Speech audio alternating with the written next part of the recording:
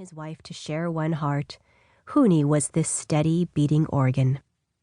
They had lost their other sons, the youngest to measles, and the middle, good-for-nothing one, to a goring bull in a pointless accident.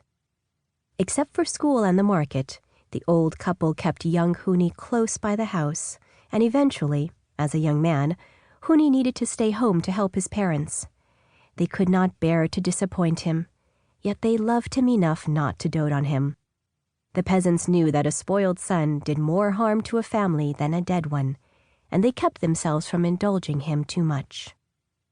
Other families in the land were not so fortunate as to have two such sensible parents, and as happens in countries being pillaged by rivals or nature, the weak, the elderly, widows, and orphans, were as desperate as ever on the colonized peninsula. For any household that could feed one more, there were multitudes willing to work a full day for a bowl of barley rice. In the spring of 1911, 2 weeks after Huni turned 28, the red-cheeked matchmaker from town called on his mother. Huni's mother led the matchmaker to the kitchen. They had to speak in low tones, since the boarders were sleeping in the front rooms. It was late morning, and the lodgers who'd fished through the evening had finished their hot suppers, washed up, and gone to bed. Huni's mother poured the matchmaker a cup of cold barley tea, but didn't break from her own work. Naturally, the mother guessed what the matchmaker wanted, but she couldn't fathom what to say. Huni had never asked his parents for a bride. It was unthinkable that a decent family would let their daughter marry someone with deformities, since such things were inevitable in the next generation. She had never seen her son talk to a girl. Most village girls avoided the sight of him, and Huni would have known enough not to want something he could not have. This forbearance was something that any normal peasant would have accepted about his life and what he was allowed to desire. The matchmaker's funny little face was puffy and pink. Black, flinty eyes darted intelligently, and she was careful to say only nice things. The woman licked her lips as if she was thirsty. Huni's mother felt the woman observing her and every detail of the house, measuring the size of the kitchen with her exacting eyes.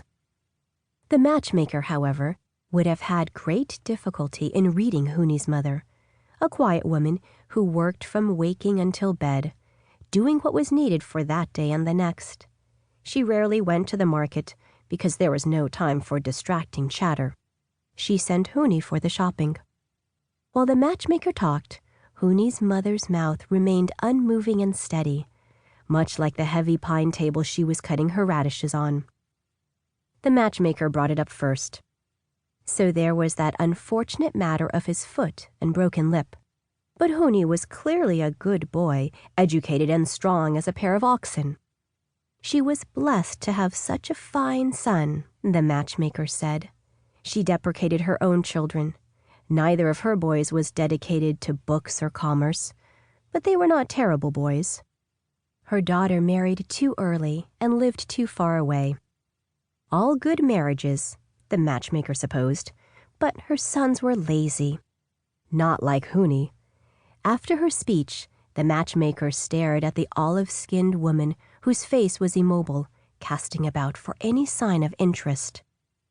Huni's mother kept her head down, handling her sharp knife confidently. Each cube of radish was square and certain. When a large mound of white radish cubes formed on the cutting board, she transferred the load in a clean swipe into a mixing bowl. She was paying such careful attention to the matchmaker's talking that privately, Huni's mother feared she would begin to shake from nerves. Before stepping into the house, the matchmaker had walked around its perimeter to assess the financial condition of the household. From all appearances, the neighborhood talk of their stable situation could be confirmed. In the kitchen garden, ponytail radishes, grown fat and heavy from the early spring rain, were ready to be pulled from the brown earth. Pollock and squid, strung neatly across a long clothesline, dried in the lacy spring sun. Beside the outhouse, 3 black pigs were kept in a clean pen built from local stone and mortar. The matchmaker counted 7 chickens and a rooster in the back.